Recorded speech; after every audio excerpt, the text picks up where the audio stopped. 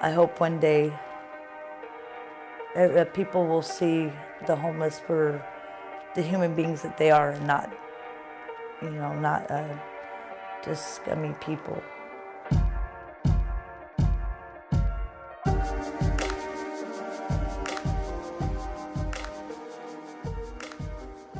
The cost of homelessness, but without us doing anything, without allowing me to just ricochet as a homeless individual between the ER and the jail and other services, other public services, is roughly about $24,000 a year if you do nothing.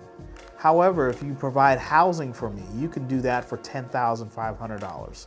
So it's a great savings by providing housing to individuals versus allowing them just to ricochet and to absorb all of the public services that are out there. Once a year, we do what we call a point-in-time study, where we talk about the number of individuals who are on the streets versus the number of individuals who are housed in our programs and services. We're one of those communities that are using this vulnerability index in a registry. So now it's a by name registry, by name, and if we can get to take a photo, which many of them want to take a photo, it's a by name and by photo registry of individuals who are on the streets.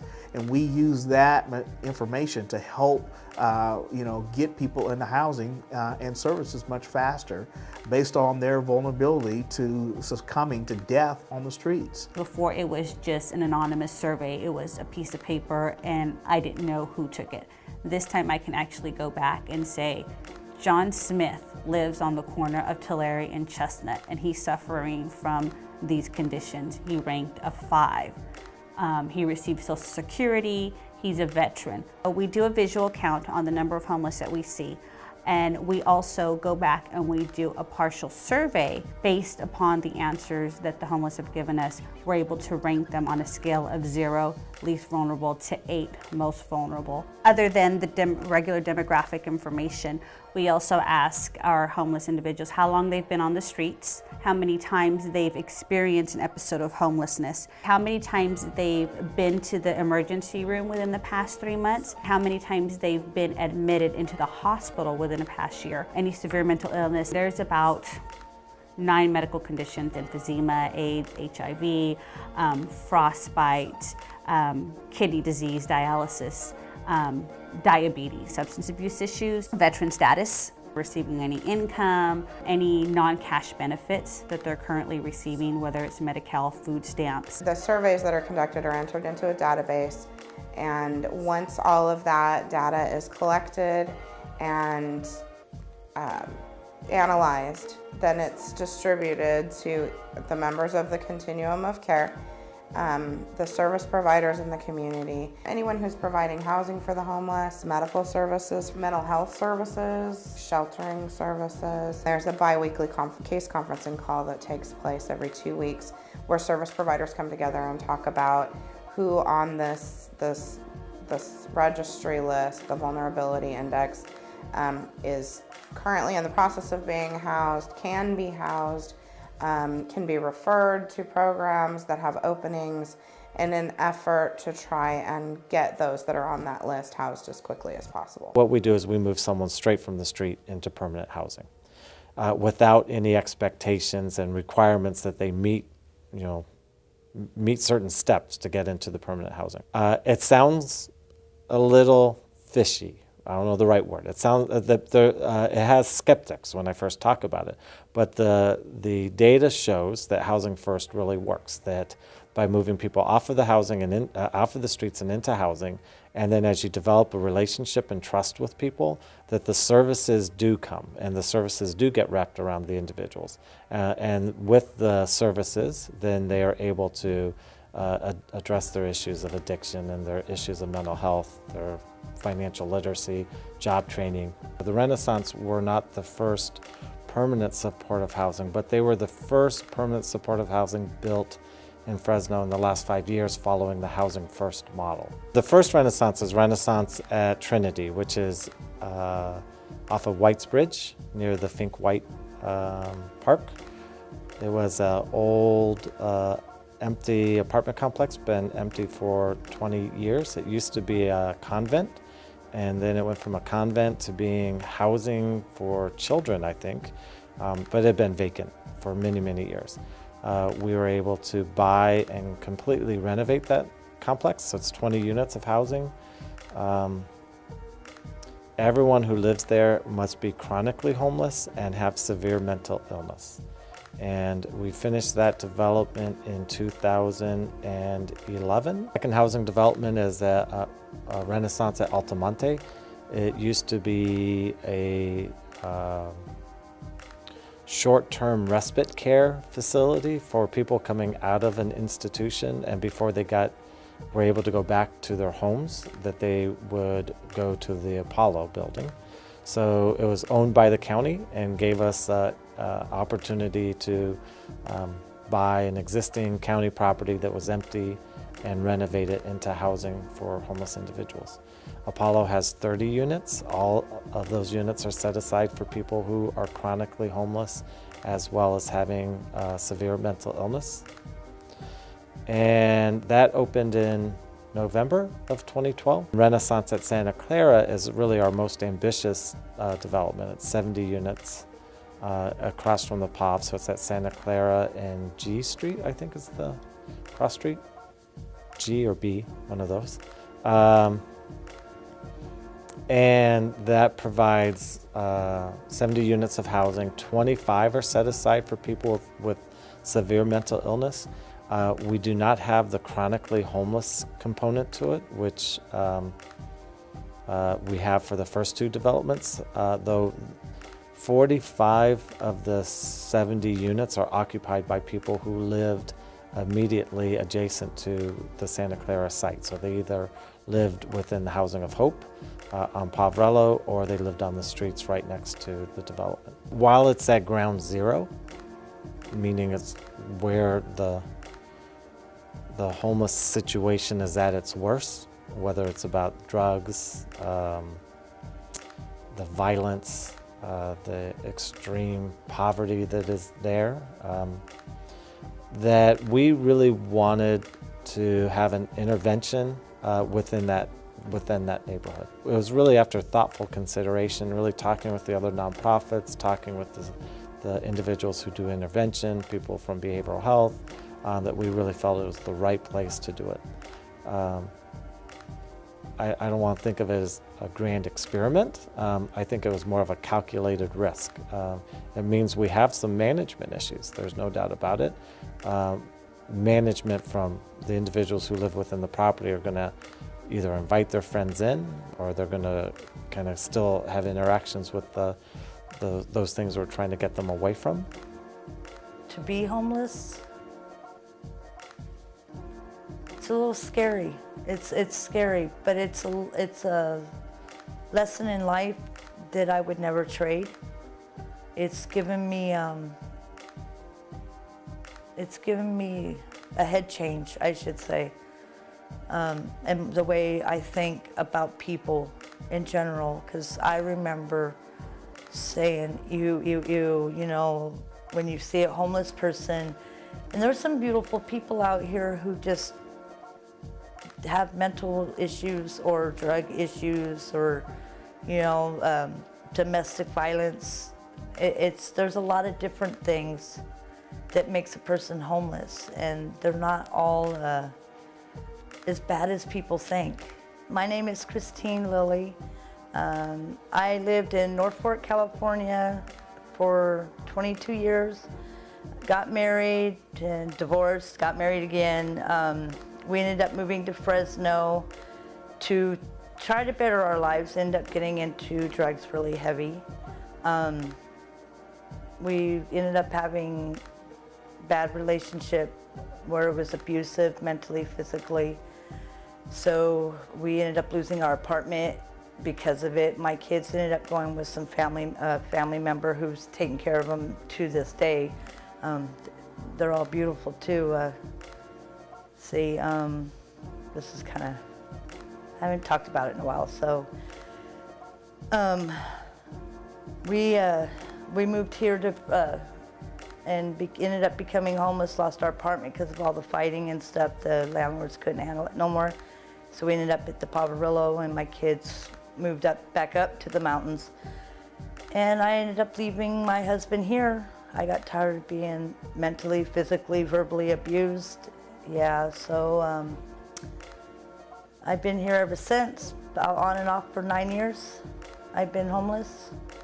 It's very, very scary to be a woman and be homeless, especially when you first come out here. I was lucky because when I first became homeless, I actually was still married, and even though he treated me like crap, he still protected me too. So I never had to go through what I see what these other women go through. I've seen women get beat up over the silliest things, raped. I would never recommend being alone on the street, at night especially. I would try to find some place, some kind of shelter, something, as soon as you can. I was living in the Village of Hope, the sheds across the way.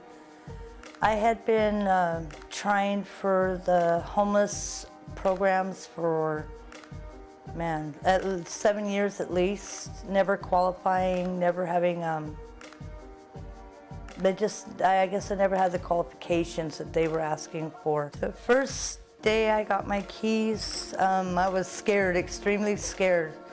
When they brought me in and had me sign the paperwork in here and handed over my keys, I just stood there in the middle of the room. I still want to cry.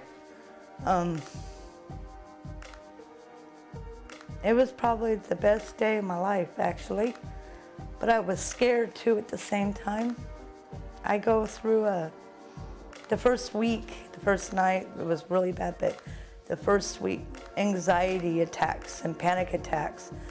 I was so happy, but I was so scared because, wow, I went from freedom of not having to worry about nothing, responsibility, people, nothing, to I got a home again, and I got to step up and be responsible and, work at this and stuff like that. So it was a little scary.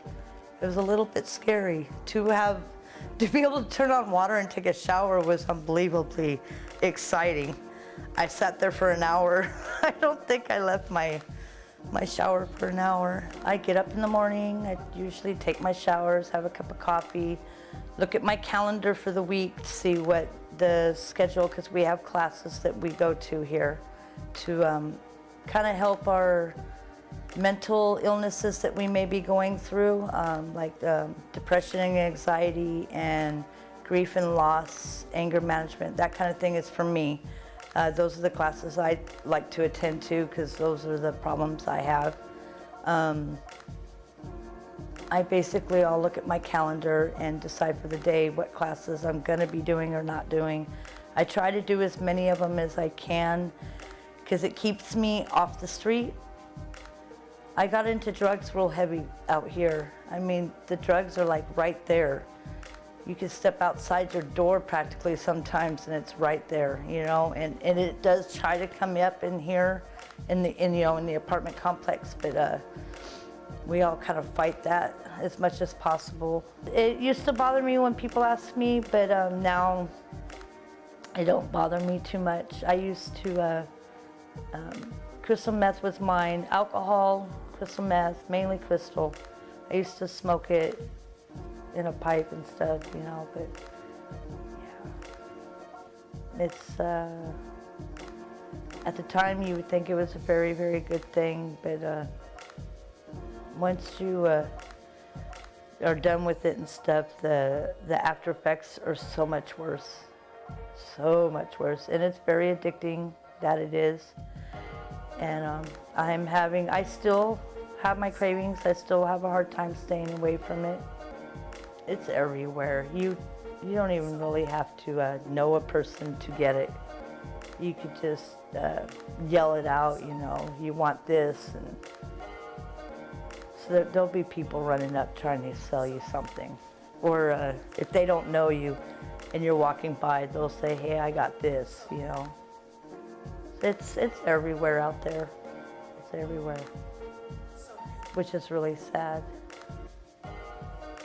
I didn't care at the time who I hurt, what I hurt, nothing like that, It's like all I cared about out there was when I was going to get my next high Nowadays, I'm very goal-oriented. I want my kids back. I want to be able to have them live with me because I've missed so much of their life already. I want to be drug-free and just have my own home, you know. In a year's time, I want to be able to say I'm ready to go out there and be on my own and have my own house, my kids, get married, and just start my life fresh again and not come back to the streets. Maybe come back to volunteer or come back with my church, but never come back to live on the streets. So I'm a little stronger for that because that's something I always wanted but never really cared about until I came here. This has been a blessing for me, so yeah.